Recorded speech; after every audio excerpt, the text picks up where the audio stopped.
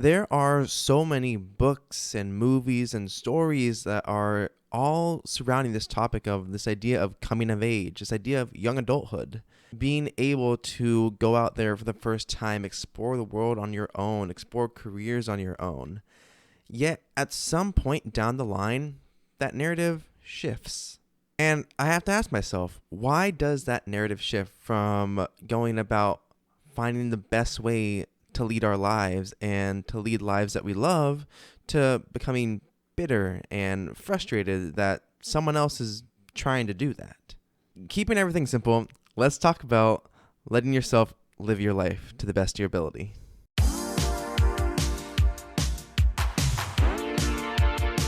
Welcome back to the Keeping Everything Simple podcast. I'm your host and fellow learner, Michael Klukas, and here we try to boil down complex topics into simple, actionable tips. So, again, this idea overall that kind of struck a chord with me is there's a lot, and I mean a lot of books and movies just about young adults, people stepping into what's perceived as the adult world or the real world for the first time, and a lot of them just have this overall tone and this overall message of it's okay to do so. It's okay to experiment. It's okay to make mistakes and learn as you go and try new things. Yet, at some point, the narrative shifted to where those that are further on their life than us, those who are further on down their journey than us, will look back and say, what are you doing? Why aren't you following the same path? Why aren't you following our footsteps? Why are you forging your own path? And I feel that's a very hard line to walk because that's two competing messages that we're getting. Because overall, we kind of, I think, idealize this idea of coming of age where we're charting our own path, we're taking time to really explore opportunities, find out who we are. And when I say idolize it, it's more so we look back on it with a fondness that we wish we could recapture, I believe is the way it kind of takes shape. And that's why there's so many, that at least to me, that might be why there's so many stories and movies and books about it. Because we look back on it and think, what if we could, have we done differently at that time in our lives? And now each generation seems to have had their own way of doing that, but one kind of consistent pattern and consistent note here is that each generation's version of this usually entailed going against the status quo in some way or another. And again, I have a feeling that this kind of contributes to that competing narrative of I want to explore, I want to learn and to improve myself and to live life versus you have to join the workforce. You have to fall in line like we had to, or you have to choose what you're going to do and know it before you're ready. And these two narratives aren't exactly very compatible, especially when we are still focusing on what can we do to lead our best lives? What can we do to find careers that we love, that we want to stay in? And what can we do trying to chart a path that's our own, that isn't just a carbon copy of the things that everyone did before us? And so the way that I look at it is kind of this idea that for those of us as we're younger, we tend to have these big dreams. Like, so for myself personally, I used to dream about becoming the president of the United States. I don't know why. And I think it's because I read the book. I think it was like The Fifth Grader That Became President, something like that. How a kid became president. And that book really interested me because I was like, this seems so fun. This seems like an amazing thing to do. And so here in Washington, there is I don't know if every school does it, but I know that my district did, where there was a thing called BizTown, and it was a lot of fun because it's essentially a indoor like auditorium-based place that has like these kind of small little replicas of a town. So there was like a bank, there was a cafeteria, a pet store, there was town hall, and somehow I got myself to be elected mayor of that when I was in 5th grade.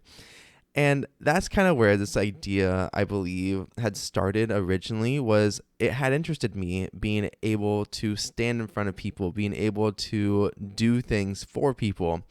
And as a result, my thought when I was younger was, I want to become president of the United States. As I grew older, it became, maybe it'd be nice just to be mayor of my town.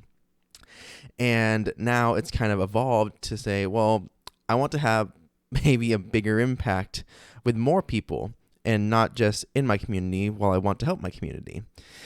And this is where this idea formulates of, we have big dreams when we're younger, but while some of us follow through, some of us go through what we call the school of hard knocks, the school of life.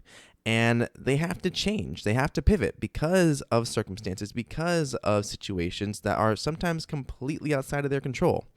And that's okay. Because I want whoever's listening to this, I want you to understand that whether you're following your dream that you had when you were 6 years old, because some people know what they want to do when they're 6, and I applaud you for that.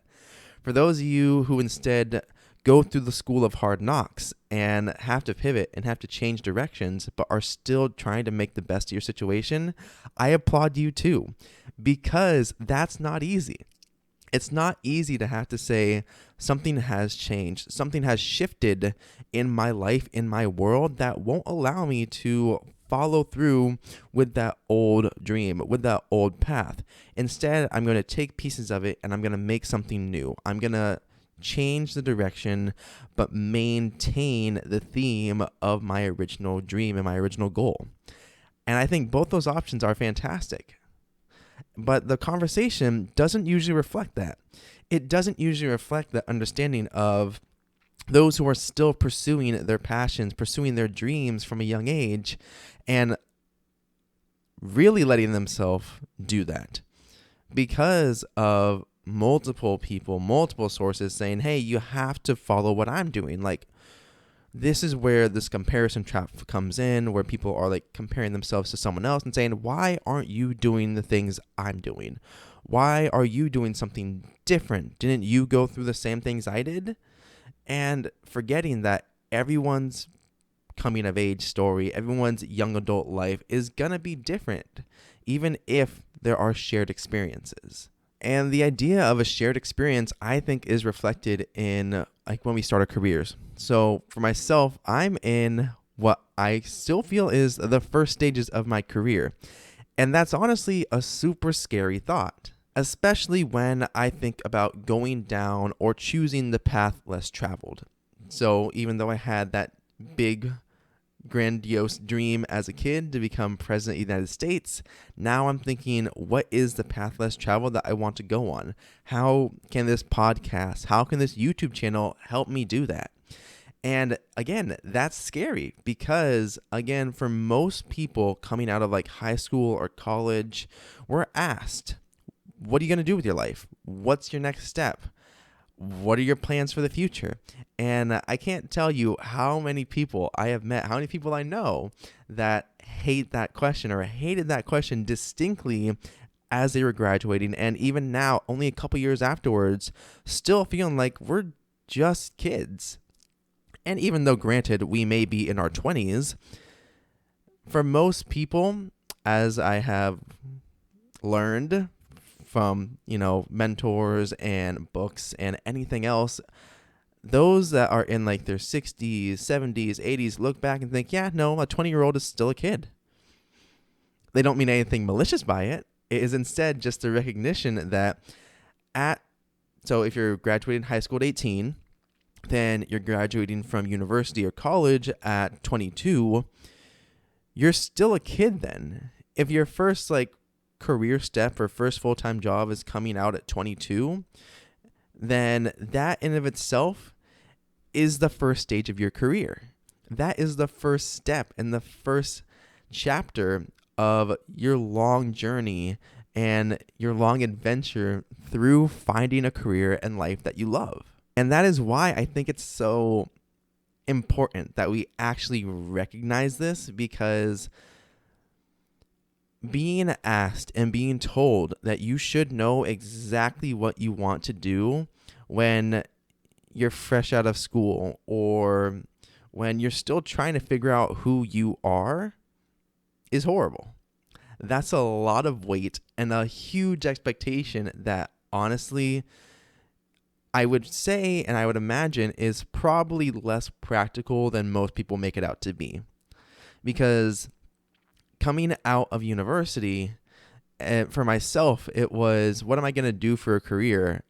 I'm trying to go back to YouTube, or I'm trying to figure out how am I going to build my own business, and jumping into the first job I could because I needed to pay rent.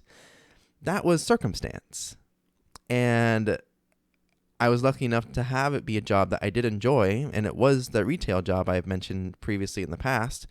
And this was the first step of it because it's when I was just an entry-level team member, but I had a lot of fun. I loved my team. I loved what I did, and I had fun going to work every day.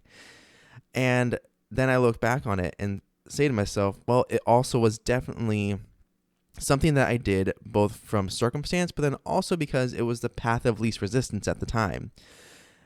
It would have been much harder personally to say I'm going to either move back home, start the YouTube channel then, or move out and stay moved out after university and try to find a job that really fits what I want to do, but then also trying to understand I don't fully have an idea of what it is I want to do. For a while there, I thought it was going to be me being a spray paint artist and doing like these galaxies and landscapes and cityscapes that you see on YouTube and online. And I thought I could make a job out of this. I could make a career out of that. And then recognizing it's maybe not something I want to do as a career. It's a very fun hobby and I love going to farmers markets and doing this. But at the same time, maybe this isn't what I want to do for my whole life. And then coming to the realization that this is such a hard question to be asked and for me to mule over of, okay, what do I want to do with the next 40, 60, 80 years of my life while I'm in my 20s?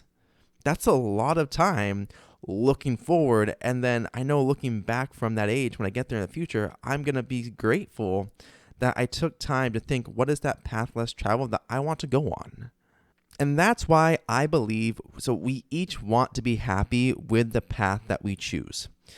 Circumstances sometimes prevent us from getting to fully explore or fully embrace what we want to do, and that's okay.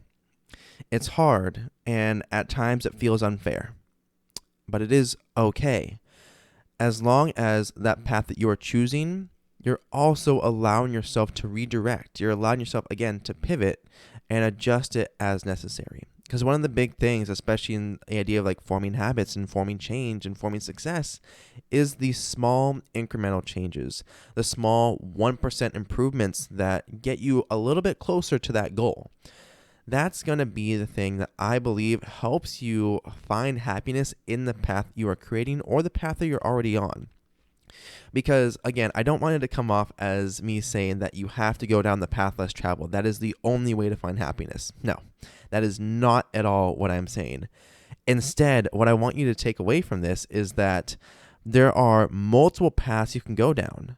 And each one is a viable option. Each one's a viable route to success as long as you're happy with it. Like someone that is going through university and then chooses to drop out and become an entrepreneur, or maybe their family had a business and they're going back to help run the family business. That's fantastic if they're happy with it. For someone that goes through university, decides to get their master's right after undergrad because they wanted a little bit more time, but as long as they're happy with that, that's great. For those that are going the career path already and they go to university, they go to graduate school, and then they instantly go into a high-paying job and like to follow that path and climb that corporate ladder, that's okay too, as long as they're happy with it. The main thing here is that it's not necessary that one path is better than another. What's the main ingredient here is that are you happy with the path that you're on? And circumstances, again, can restrict you, can put up barriers, and can prevent you from going down the path that you truly want to go down. And then the question becomes that I have to ask is, what are you doing to be happy with the path that you're currently on? And how are you using that to merge yourself towards the road, towards the path that you truly want to be on? I wish I did have a better answer for that. And I wish I did have something I could tell you beyond it truly comes down to yourself. But that's unfortunate for right now where I am at in my journey, in my path. That's what I can tell you, is that trying to find a way to merge these paths together, trying to find a way to be content with what you have and happy with the path you've chosen, that is all a very personal and very philosophical sometimes question and problem to deal with. But it's something that I believe if you're able to figure out and if you're able to take joy from what you already do, that's going to make it a lot easier to be happy moving forward and be happy when that transition does come. Because I believe it will, as long as you're intentional and mindful about it. However, we have seen this conversation about choosing your path evolve. And this, I'm bringing it back to that competing conversation about choose the path you want to follow versus choose the path I did. Some people believe that I suffered, so you have to suffer the same way I did. This is how the conversation about choosing your own path has evolved, and it's not exactly something that I feel is the healthiest or the most productive. Personally, I don't want my mistakes to be the thing that I feel someone else has to go through. It doesn't make sense for me to say, hey, I suffered through this part of my life, so you have to suffer too. Or for someone else to tell me, hey, I'm at this stage in my career and this is exactly what I did, and here's the mistake I made, you need to make it too. I can tell you here's what I did and here's how I got through it, but you still have to do it just as well.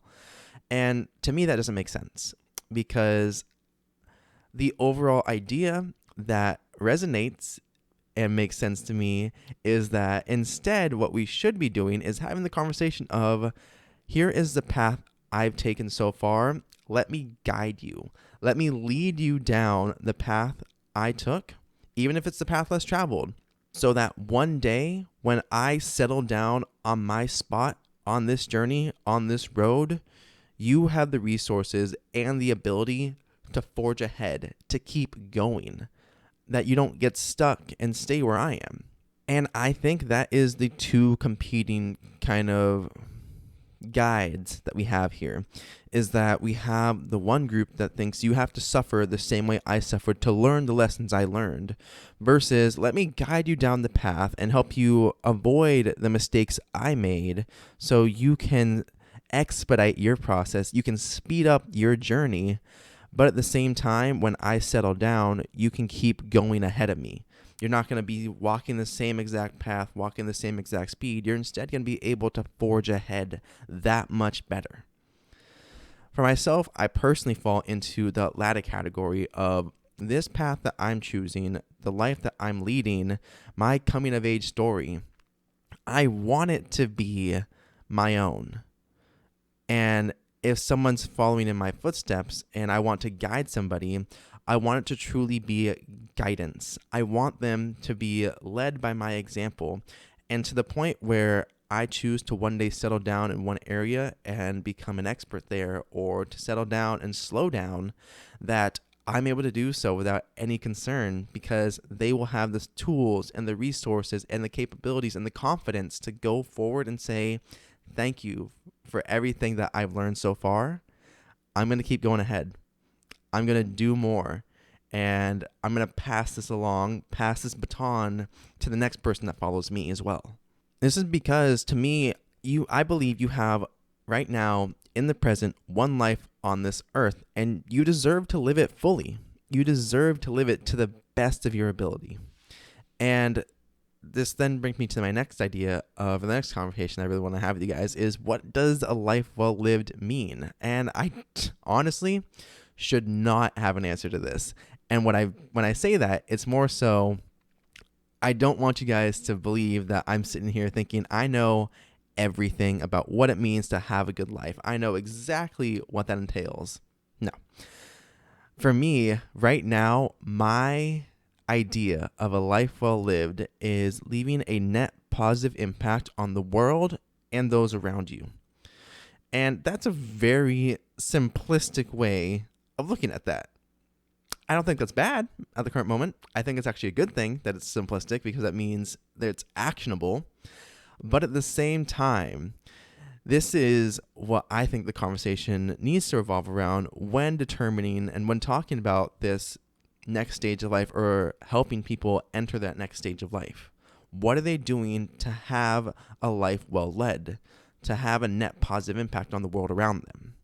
This brings it back to, again, the movies and the books that all have stories about that coming of age, that have stories about what it meant to be young and what it meant to grow up in different ways. Because you are the main character of your own story. And, okay, you may not feel like it at times. You may feel like you have side character syndrome here, but we are each the main character of our own story, and how we write it, how we choose to have our adventure is so important to the overall life that we lead, that when someone tells us that we have to do it like they did, when someone tells us you have to follow my story and my narrative, that to me is them trying to limit you and limit everything that you can do and can be.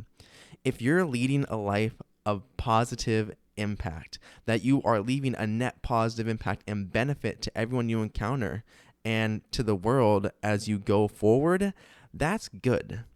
That doesn't mean you have to suffer the same way someone else suffered. It doesn't mean that you have to follow in someone else's footsteps just because they told you to. It means that you are the main character and you get to decide your adventure. That you get to decide, how do you want to lead your best life? And how do you want to lead a career that impacts as many people around you, that you love, that you enjoy getting up to and going to every day? And for me, I've switched jobs fairly frequently in the past few years here, and I feel bad about it every single time because I do subscribe to this idea of it's great to kind of hunker down and get experience in one area, but then at the same time, when I left retail, I took a sabbatical for a couple months, and then I jumped right back into retail, which was a really bad idea just because it shouldn't have been something I chose to do just to get some money into my pocket because I felt bad leaving that team hanging. But then I went into manufacturing, and then I did that for 6 months, and now I'm working as a recruiter, and this has all happened within the past 2 years. To me, that feels like I jumped around a lot, and to those of you listening, that probably sounds like a lot. But I'm also in the age where I should be okay exploring. And yeah, there's going to be obviously the conversation around people saying, well, this young generation, this Gen Z doesn't have any company loyalty. They don't have any trust and loyalty distilled in them to want to stay with one group for a long time. And my response to that is, why should I? At this point, I should be exploring, and for those of you as well, no matter what age you're in, honestly, you should be exploring what you want to do. If you found yourself stuck in one career path moving forward, and you've had a hard time pivoting, and you find yourself just going back to it because it's the path of least resistance, question it. Ask yourself, what would be the worst possible outcome if I were to get another job lined up somewhere else that is in a career field and a field that I've been interested in for my whole life? What would be the worst possible outcome? Truly ask yourself that, because for me to feel bad about switching jobs so frequently in these past 2 years, I think is a reflection of me wanting to find something that I love doing, but then also, again, trying to be happy with the path that I've chosen in the present moment. Trying to be happy with, okay, this is something that I found to be fun. This is something that I found to be enjoyable for some reason or another. That's why I chose to do it to begin with. But not allowing myself to get trapped among the narrative of, because I chose it, I have to only stick with it, and not allowing myself to pivot, to change, and to grow. And not only does the idea of growing come from finding out what you want to do for your whole life or for your career in the future. Because again, that's one of the other biggest decisions you can make, I believe, is then also allowing yourself to experience what the world has to offer. So I've gotten to travel also quite a bit in the past 2 years because of that one long sabbatical for a couple months there. But I've got to see places that I've never been to before. I got to go hang out with family and friends to my heart's desire, and I got to just enjoy life in a way that it was like a summer break, and I hadn't had that, obviously, since I graduated university. And to me, it was such a refreshing time, such a refreshing moment, because it reminded me of why do I choose to do what I do? Why do I choose to value hanging out with my friends, hanging out with my family? Why do I choose to make my story about this path less traveled, about trying to build an online brand, trying to build an online business, but trying to do so in a way that's putting you guys first, letting you guys in on my journey, letting you guys in on my story, and then at the same time, bringing you along the process as I'm trying to improve it, trying to make something of it. And it's because I genuinely love that. And I want that to be one of the takeaways as well, is this path, this story that you're on, you may not know where it leads. I don't know where this leads. And that's not a bad thing. That is instead just the endless possibilities before you. And that can be overwhelming at times. I'm overwhelmed at times because I don't know if what I'm doing is the right thing for me. But I'm never going to know if I don't try. I'm never going to know if this is what I should be doing long term if I don't try it now. For myself personally, I've met wonderful people and have wonderful people in my life that encourage me to do things like this, that encourage me to explore my options and explore what, honestly, again, that life well led means to me. And I'm forever thankful for them. And I'm thankful for all you guys that also are supporting this channel and watching these videos or listening to this podcast, because that to me helps me understand, is this something that is leaving that positive impact that I want to make? And I'm thankful for that. And this brings it back to, I believe that I should build a story that I love, and I believe that you should build a story and a book that you love and that excites you. You're not on this earth to lead a life that is determined by your parents, your siblings, your partner, your friends, the person across the screen online. You're here to lead your life, your own life, not the one that someone else tells you you must lead. And so comment down below, what is stopping you from creating that next step in your venture? What is something that's stopping you from leading your best life and having that net positive impact on the world around you? For me, again, I believe that there's so much conflict between this idea of a life well led and that coming of age story, and then people that have gone through that school of hard knocks and feel that you have to suffer the same way they did. And it does not feel like a productive conversation. Instead, I want you guys to be encouraged to come away from this and understand that it's okay to explore. It's okay to try new things. It may feel bad at times to honestly leave a job after a little bit here, but if it's what you want to do and it brings you one step closer to what you believe is your long-term goal, do it. And at the same time, no matter where you are, no matter what stage you're in, find happiness in it. Because if you only ever look for negative outlooks and only ever have that negative perspective, the most that you will ever see are only negative possibilities. You'll only ever see the what can't work. Versus if you are being happy and mindful about where you are now and trying to find those nuggets of positivity, the more that you look for positivity, the more that you'll find it. And the more that your story will evolve to match that. And ask yourself, And again, you can comment this down below too. Are you someone that believes others need to follow the same path you did? Or are you someone that believes you can guide someone along the same path, but pass the baton to them and have them carry the torch further than you ever could? Think about it. Thank you guys for watching and listening to this week's episode of the Keeping Everything Simple podcast. Be sure to follow us on Instagram at KES Studios. Be sure to subscribe and like this episode on YouTube if you're watching this on YouTube, or give us a rating and a like on your favorite podcast app, as well as the iTunes store. That helps out the podcast so much and allows other people like you to discover the show. And again, comment down below. What are some barriers that you're having to actually taking that next step in your career and in your life? I want to know what are things that you guys want me to talk about, and what are things that I might be able to research and help you out with. And I hope you all have an amazing day, you amazing people. I will see you all in the next episode, and I hope you all go out there and do great things.